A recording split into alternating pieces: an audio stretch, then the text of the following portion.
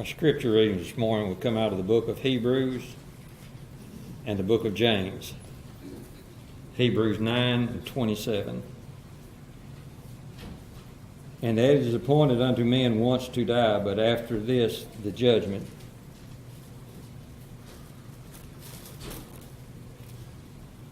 In the book of James 13 through 17. James chapter 4.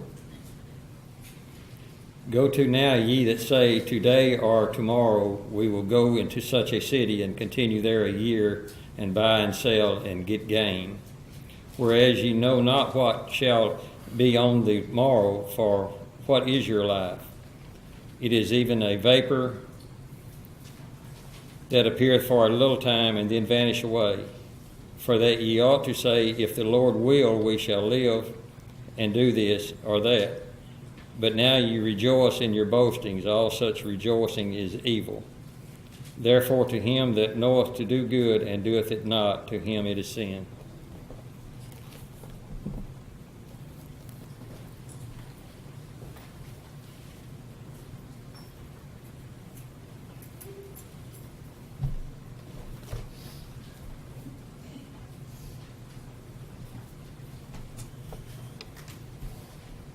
It's good to be here on the Lord's Day and appreciate so much the singing that everybody's done. One of the things that I really enjoy about the PowerPoint system is that it helps us to get our noses out of the book and our faces upward, and therefore our voices come forward. And I think our singing probably sounds better than it ever has, simply because of that reason. We do appreciate so much the generosity of those that helped in the memorial, which paid a good bulk of what we have here, and appreciate the Hudson family for allowing us to do that in honor of Brother Cecil, and appreciate so much the effort that others, people like Scott, who still up here working from time to time on this system, and everything is done, and I think it will be used to God's glory. We want to look at lessons learned 15 years ago today. I don't know if you recall what happened 15 years ago today, but that was when 4 planes attacked the United States of America. That's when the Twin Towers fell. That's when the Pentagon had a plane fly into it. And that's when outside of Shanksville, Pennsylvania, a plane was crashed into the ground. That was the day that I think changed America. But what we want to think about today is lessons that we can learn of a biblical perspective from that day. I don't know where you were 15 years ago today. I was in Corning, Arkansas. I was getting ready to go to the office, finishing up breakfast and this and that, and I always had the TV on like I do a lot of mornings when I'm almost out the door. And I remember the news and seeing the footage and watching the footage. And I watched it most of the day as we saw the events unfold. I remember that I got on the phone and I called my oldest son, BJ, because of the fact that about a month prior to this time, he'd been in the World Trade Center. And I talked to him about what his thoughts were as he was watching the events unfold. You probably remember where you were. You probably remember some of the things that went through your mind.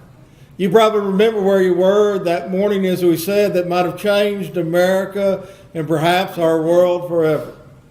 But in this lesson, what we want to do is we want to consider some things that this day should have taught us 15 years ago today. Number one, we need to realize that misled people sometimes do horrible things in the name of God. Those 19 hijackers that crashed the plane into the various places where they crashed, they thought they were doing God's will. If they're like a lot of the people that carry out acts of terror, horrendous acts that we see commonplace today in our society, somewhere in the world, they probably shouted out something, and that something was like, to God be the praises, or to Allah be the praises, or something to this nature. They felt like they were really doing the right thing. They felt like they would be rewarded in heaven, in the afterlife, after this was done. And so we need to realize that a lot of times people that are misled, they're misled by what book they read, they're misled by what God they follow, they're misled in what God wants them to do. Sometimes they carry out these things in the name of God. Christianity has its history of people that were like that. For example, you had the Crusades. Crusades were led by the Roman Catholic Church. One of the things that the Crusades wanted to do was to convert everybody to Christ. Oh, by the way, if you didn't convert to Christ, you either were killed or probably enslaved. And so they went nearly all over the world. That's why a lot of times in South America you can go and there's such a great Roman Catholic presence, even to this day, and all over the world. It's because they did things that were horrendous, even sometimes in the name of Christ. Modern day, we have those that are known as the abortion clinic bombers. And thankfully, this hasn't happened in a long time, and it doesn't need to happen again. But at the height of the abortion controversy, there were several people that went out and bombed abortion clinics thinking that they were doing the will of God. And so we need to read and remember, number one, the lesson is sometimes people are misled to do horrible things in the name of God. But lesson two, we need to realize that action needs to be taken against those who do evil. I want you to think about that. One thing we need to realize is that when someone does evil, action needs to be taken. When we think about Flight 93, that was the flight that had taken off, that was diverted, that its final destination was either Washington, D.C., either the White House or the U.S. Capitol. It's unknown. In mid-flight, on the way to Washington, Todd Beamer was heard saying on the recording, "Let's roll." Several of the people and passengers on that plane made their way to the cockpit door, made their way into the cockpit. Voice recordings are now available of what took place on that day. Transcripts are available to be read, and I read some of them. And we know the rest of the story. We know that that plane was crashed into a field outside of Thanksville, Pennsylvania. Why? Because evil was taking place. Why? Because they might have not known the destination, but they did know they needed to do something about it. And what was done about it was the fact that they risked their lives, knowing they would probably die anyway. And they saved countless numbers of lives. Well, is there a biblical perspective of that? Yes, there is, because we think in the Bible of examples of times where people had to rise up. Servants of God had to rise up, and servants of God had to take action and battle against evildoers. One of the examples we find of Abraham back in Genesis 14, remember where the kings had carried Lot off, and they were carried a great number of people off. Evil was done. Somebody had to do something about it. That somebody was Abraham. Remember, Abraham was a man of great means, great wealth. And not only was he a man of great wealth, he was a man that apparently had a great number of men in his service, a great number of men. If Abraham said, "We're going to go get Lot," they were ready to go get Lot. And Abraham gathered the forces together and others to help him together. And they went and they took a stand against evil in Genesis the 14th chapter.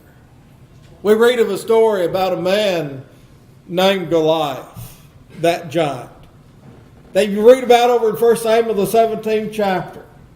day after day, night after night. For a long time, this giant came into the presence of the Israelite army, and he made fun of them. Who's going to fight me? Who's going to destroy me? And finally, there was one in the camp that could not take it any longer. It was a shepherd boy named David. David took a stand against evil. David realized that he needed to do something. David realized that someone had to take care of this giant, this Goliath. And we know that David did it with a slingshot and some stones. And the giant fell, and David cut his head off and, kind of carried it around. We've all seen pictures of that probably. Very, very gruesome. But why did David do that? Somebody needs to take a stand. Somebody needs to take a stand against evil. Somebody needs to stand up and do something. And so we need to realize that sometimes action needs to be taken against those that do evil. Sometimes when we see evil taking place in our society, in various different forms, we just have to take action and do something against it. We just finished the idea of the vote to legalize the sale of alcohol in Independence County. It'll come back again. But Gary and a lot of other people were very involved in this campaign to keep alcohol out. And we'll face other things like that. And the question is, are we going to sit idly by while evil continues? While people try to force things down our neck that are wrong? Or are we going to take action? We need to realize and follow the biblical principle of Abraham, follow the biblical principle of David, and follow the principle that really those in the plane in Flight 93 took. There was evil, and someone needed to stand against evil. But lesson number 3, we need to realize that appreciation needs to be given to those who protect, to those who serve, and to those who aid in need. 9/11 saw a lot of people that we take for granted every day lose their lives. Statistically, there were 343 firefighters give their life in that day. I've been able, with Inez, to go to where the World Trade Center once stood. And one of the things that you notice as you go, we walk there, is that there's a fire station not too far from where the World Trade Center stood, where the Twin Towers were. Those were some of the first men that risked their lives. And they have a memorial to them out on the side of the building listing their names of the ones that died. 60 policemen and Port Authority workers lost their lives. They said that a total of 8 EMTs lost their lives on 9/11. Not too long ago, a doctor's name was added as one that also lost his life.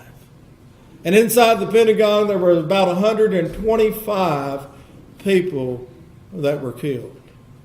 What's the biblical principle that we need to bring from this? What's the biblical perspective that we need to have? Well, number one, those that are in authority, like policemen, need to have our respect and our obedience. And we need to realize that governing authorities, we're subject to them. And then we need to realize also that policemen, firemen, emergency medical technicians, and others need our deepest appreciation. We have Chip in our audience. He carries around a walkie-talkie. He doesn't do that to get traffic reports. He doesn't do that to do one thing or another. He does that to keep up with what's going on in Deshae, because he's a volunteer fireman and he's a first responder. And we need to thank him for his service and others that serve. And so we need to have an appreciation for those that risk their lives every day. Our country's in a turmoil now. We have the idea of Black Lives Matter, all lives matter, and whatever, blue matters. It's everywhere. Great controversy now is whether a quarterback can sit on the sidelines during the national anthem, creating an uproar. We need to realize that freedom for that man to do that is blood bought. It's bought by people that have given their lives. We need to realize that we have policemen all across this land that are good and that are laying their lives on the line every day for us. Lesson number 3, we need to appreciate those who protect, those that serve, and those that come to the aid of those in need. But lesson number 4, crisis time religion does not last. You remember after 9/11 happened, that many churches across the country saw a great number of people come to worship God. I've toured one of the great Roman Catholic churches in New York City. It was full after 9/11. A lot of churches across the land were full after 9/11. I remember receiving a call right after 9/11 happened from a member in Corning, and she said, "Don't you think we need to open the church and all go down to church?" I said, "We're going to do something tomorrow night," because that night was Wednesday night. And we had a special service and devotional about what had happened, where we prayed, and where we cried, and where we sung, and where we went to God. And for weeks and weeks after that, people were talking about God, and people were talking about the Bible, and people were talking about life, and people were better than one another. Well, what happened? People did that for a while. But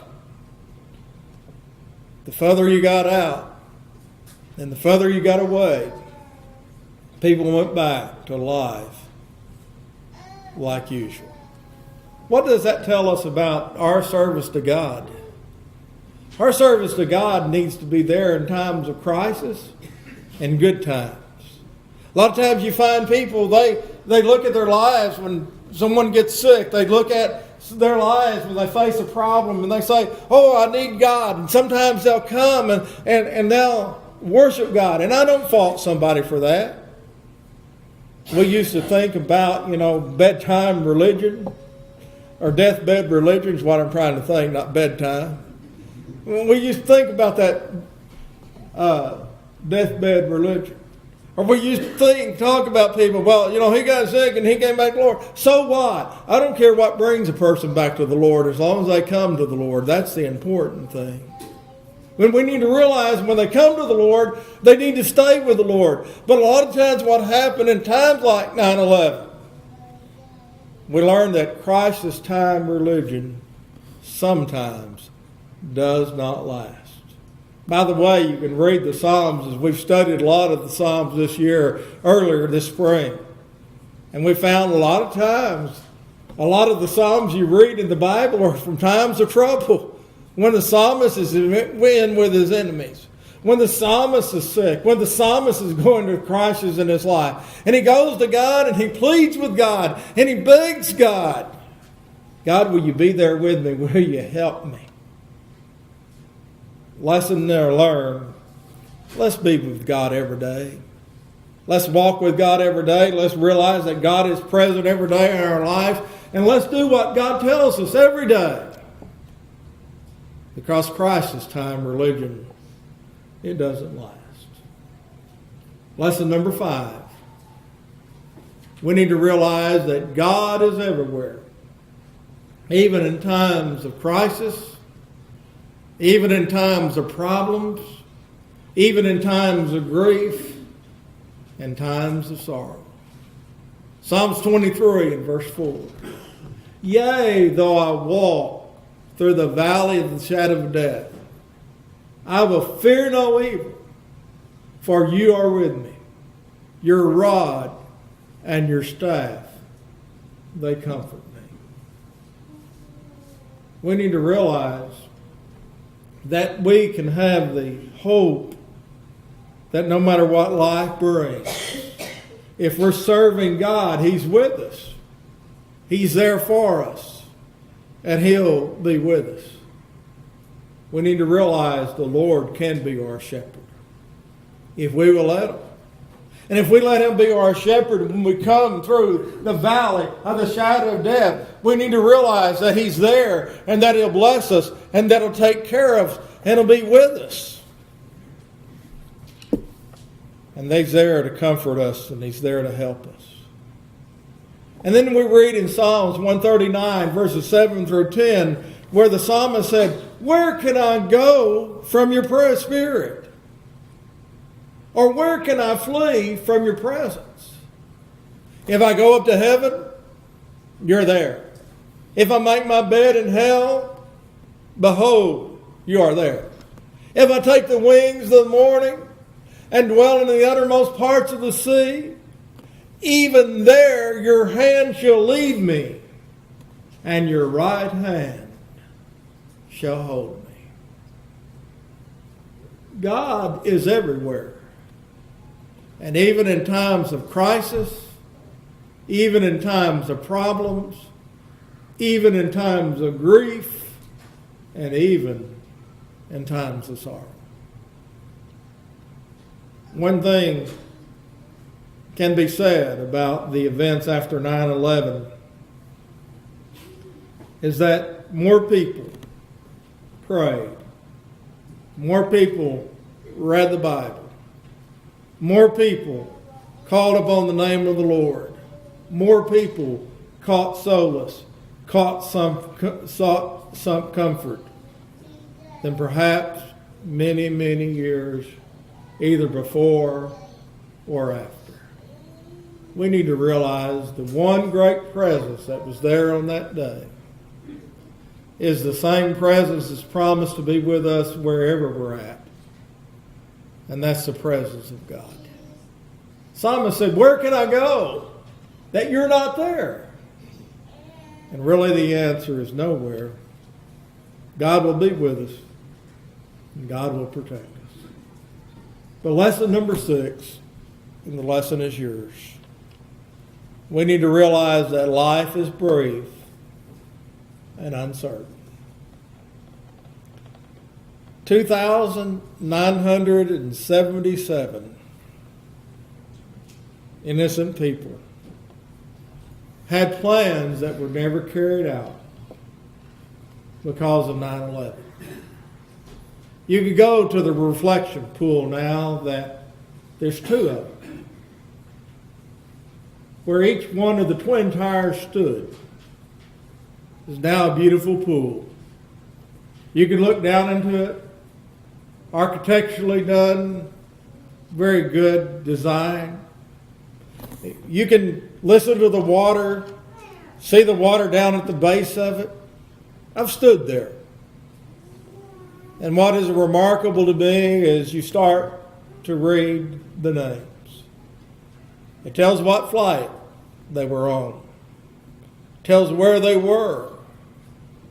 Name after name after name. I stood there and I've done that. I've recalled that day. I thought of the people that probably got on that plane and thinking, this is what I want to do when I get off. Perhaps they were going to propose to their girlfriend or to their boyfriend, if the case was. Perhaps they were going for that prospective job interview. Perhaps they were going to be reunited with a loved one they haven't seen. Maybe they got up that day and they said, I'm going to live for the Lord better than I ever have before. Maybe there were some that thought, I need to go find my preacher and talk to him about what I need to do to get my life right. But those that lost their lives, both on the planes and inside the Pentagon and inside the Twin Towers, had plans that never got carried out. And God's Word reminds us of our appointment with death and the brevity of life. Robert read, "It's appointed a man once to die, and after this to judgment."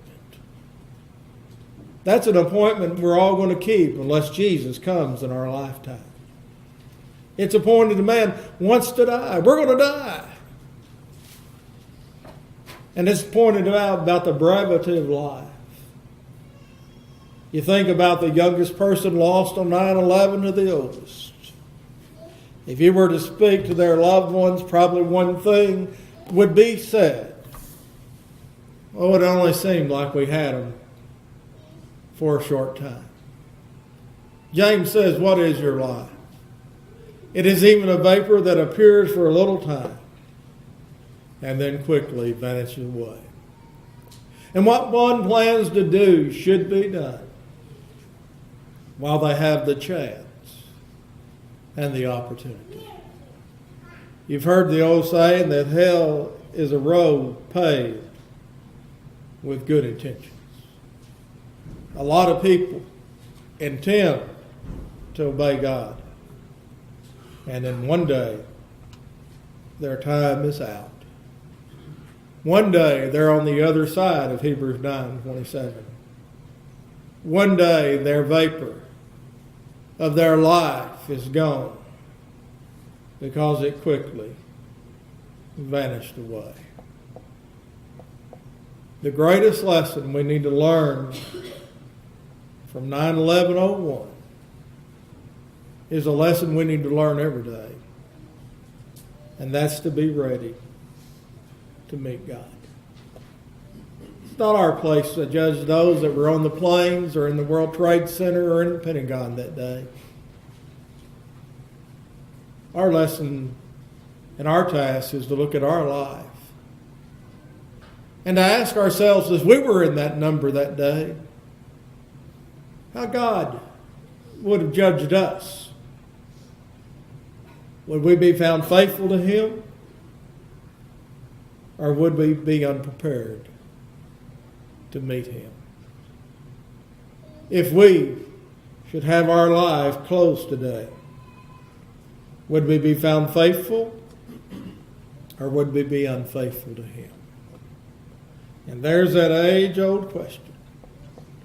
Are you ready to meet Him? I want you to think about that. We're going to sing a song in just a moment. Are you ready to meet Him? Where you are right now in your life. Not where you want to be next week, not where you intend to be the next hour, but where you are right now. Are you ready to meet God? If you're not a Christian, you're not ready. Maybe you thought about becoming a child of God. Maybe you thought about obeying the gospel of Jesus Christ. Maybe you've thought about being baptized. Why do you wait? Life's uncertain. Death is sure. The judgment's going to happen. Maybe you know that you have things in your life as a Christian that shouldn't be there. Maybe you intend to make them right. Maybe you intend to do things that you need to do. To right relationships. Why are you waiting?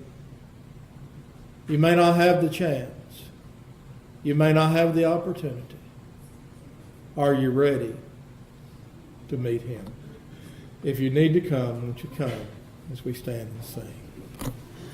Someday you'll stand at the bar on high. Someday you read, you'll see. Someday you'll answer the question of life. What will your answer be? What will it be? What will it be? Where will you spend your eternity? What will it be? Oh, what will it be? What will your answer be? Standing you'll stand if you're unprepared. Trembling you'll fall on your knee. Facing the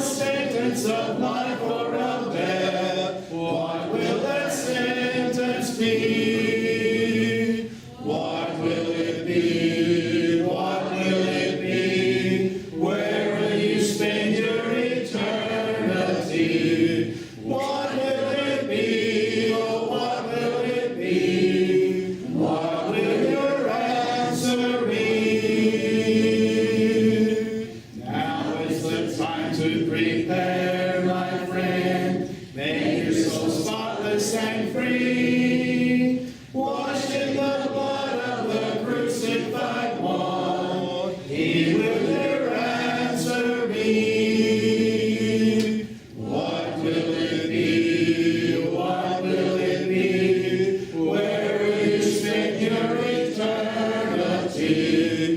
What